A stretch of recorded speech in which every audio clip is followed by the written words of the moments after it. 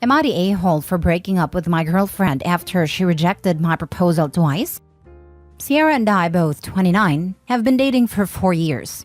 I absolutely love her and felt like she was my soulmate. I knew I wanted to propose 2 years into dating, but I decided to wait 1 more year so that I could get in a better situation financially. Last year, I proposed. It was a private proposal on the beach where we went on our first date. She looked at me and said, "I want to marry you, but not right now." She said she wasn't in the right space personally to get engaged and to give her some time. That stung, but I was okay with it. After all, I put off proposing so I can be in a good position. It's only fair I give her the chance. It's been a year since then and I decided to propose again.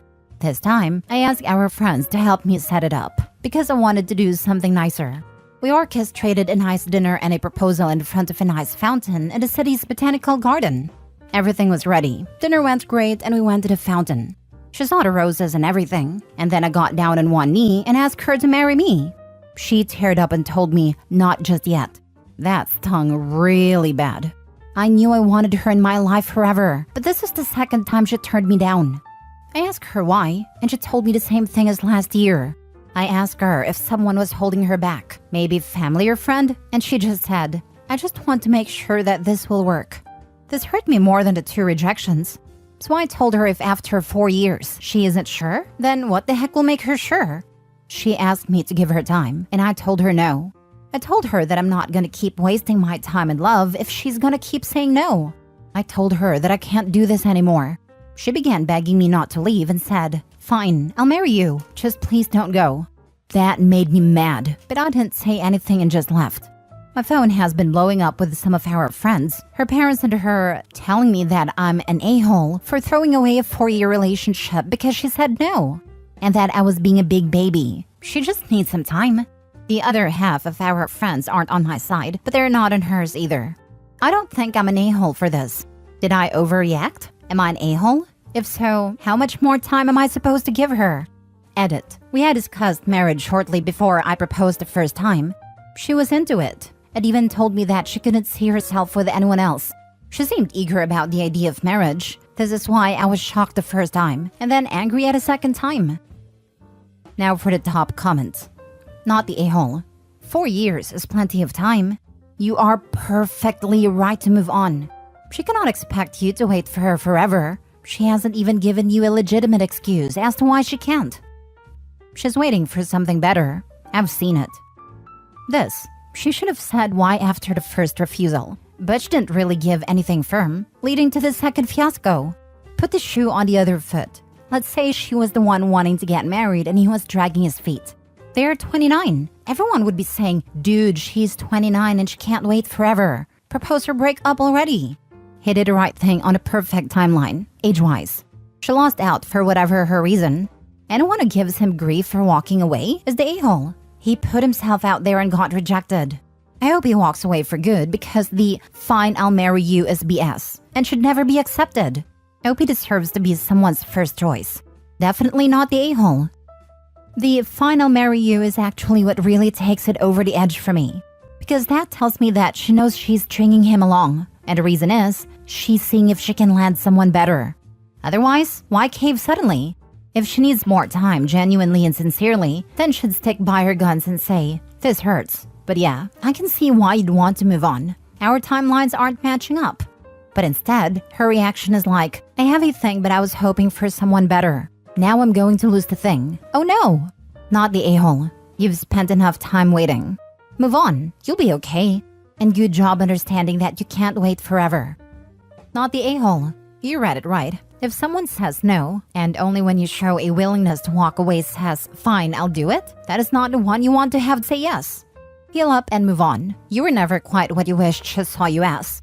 Oh, and learn the lesson. Do not do a public proposal. Not after getting rejected once, not even if it's the first time. Not unless you talked about it in advance and you know she's going to say yes. The second proposal wasn't public. Our friends helped us set it up, but it was just her and I. I never liked the idea of public proposals, as I wouldn't want someone to say no and have everyone stare at me after. It sounds like you had the appropriate attitude toward both marriage and proposals. It's maybe an unpopular take, but I feel like if you don't know after 2 years that you want to marry someone, you're not going to ever want to marry them. Sometimes people acquiesce when push comes to shove, but that's not a path to happiness for either party. There's nothing stopping anyone from having a long engagement, so her saying straight up no a year apart really shows where she stands. Good for you holding loyal to yourself and not falling victim to the sunk cost fallacy. You definitely made a right call for your long-term happiness. Not the a-hole, and cheers to you, mate. Not the a-hole. If she wants to get married, she'd get engaged and have a long engagement. People do it all the time. I was in the no kids not getting married category. The second I started talking to my now husband, I knew he was different, and it'd been my life forever. In my mind, it was life partners. Then I got pregnant shortly after. Then 4 years in, he proposed. I was shocked. Then we didn't get married until 3 years later. It sounds like you're ready to settle down and she's not. It's painful, but you guys can love each other and not be in love. Next story. Am I the a-hole for rejecting my boyfriend's proposal because I'd lose my health insurance and alimony? I, 44 female, divorced my ex-husband, 47 male, 2 years ago and have been dating my boyfriend, 45 male since. No cheating. My ex and I were fighting a lot, but the divorce was less litigious than expected. My ex-husband James and I were married for 21 years. And in the state of Massachusetts, I, as his ex-spouse, was able to stay on his group health insurance. In addition, the judge ordered that since I stayed home to raise our 4 kids, 21 male, 19 female, 18 male, and 16 male, that I get alimony for life or until I, only I, not my ex, remarried. In terms of health insurance, I'd lose it if either James or I remarried. However, James has been very open about the fact that he hates the idea of marriage or marrying again, even more than he hates me still be covered under his health insurance policy. His exact words were, "Well, lucky for you, it's not emotionally or financially cost-effective for me to marry, just to get you off my health insurance." For the entire length of our marriage, part of the reason I didn't work is because my ex is a doctor. And after doing calculations, we realized I'd never make enough to even get close to covering the child care costs for 4 kids. I checked and saw that if I had continued my administrative job, I'd be making $17 an hour today. I have no chance of making even that now. My boyfriend and I are very much in love. In many ways, I wish I'd met him first. He's empathetic, and unlike my ex, he values work-life balance instead of running between private practice and a psych ward at a county hospital to work 24/7. However, my boyfriend and I don't live together, and besides small presents to each other, we pay for ourselves. Things were good, but my boyfriend changed after I had a pregnancy scare. He said that if I get pregnant again, he wants us to be living under one roof and not like 2 divorced parents. So he proposed. I was upset, but I had to turn it down because, love aside, this was my health insurance, and only source of income on the line. I didn't understand why my boyfriend was so upset and didn't understand. He is a case manager at a nonprofit and would be living on half the income I'm currently living on if we take out child support, and that is bound to create tension on both sides. Am I the a-hole? Just want to add, we cannot move in together either, as the archaic family court laws would see that and assume that my boyfriend and I would be sharing finances, or I would be in some supported by my boyfriend by the fact of us moving in together. If I could move in together with him and not lose my benefits, we'd be doing so. I'm not trying to be a prick with this question, but what do you do all day? What are your future plans for when kids are out of the house? There's just way too much instability for my liking in this situation. My anxiety to rely on an unsustainable income would be through the roof, but you are not me. However, I would look for work for yourself, or else the burden would fall on your children to take care of you if something happens to your ex. Do you want that? In Massachusetts, she also gets a cut of his retirement funds. Since he's a doctor, she's likely all set. Jesus, don't get married in Massachusetts, I guess. Best way to avoid a divorce is not getting married. You better use that health insurance to get your tubes tied. Another baby is the last thing you need, especially at 44 plus. Mid-40s with 4 kids. Be done with it already.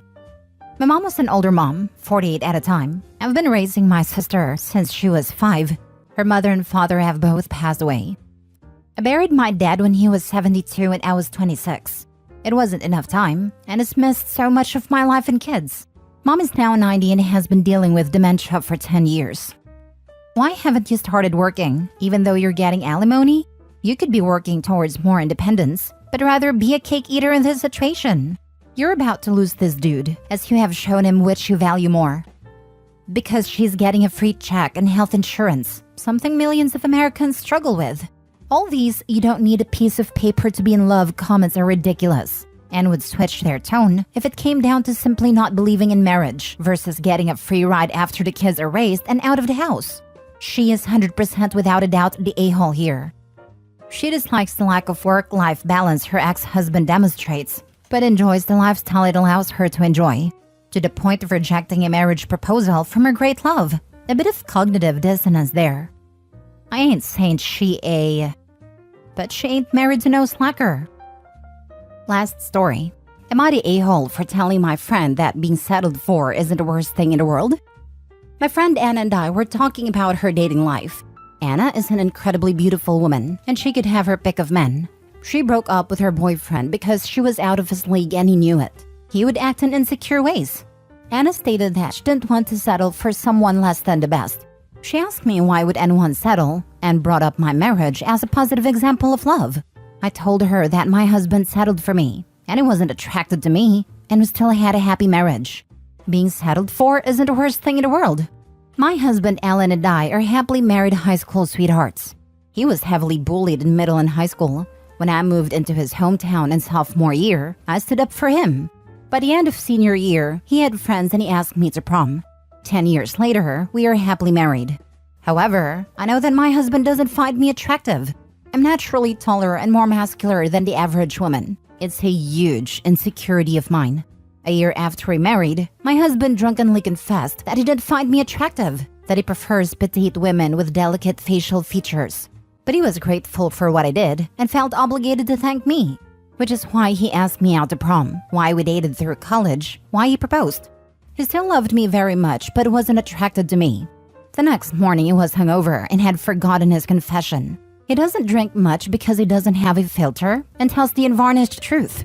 I felt crushed, but our marriage was very good otherwise. I never told him what he said that night. He was a great husband, and I don't think most men are attracted to the way I look anyways. I explained this all to Anna, and she was grateful for the advice. That night, Alan started crying.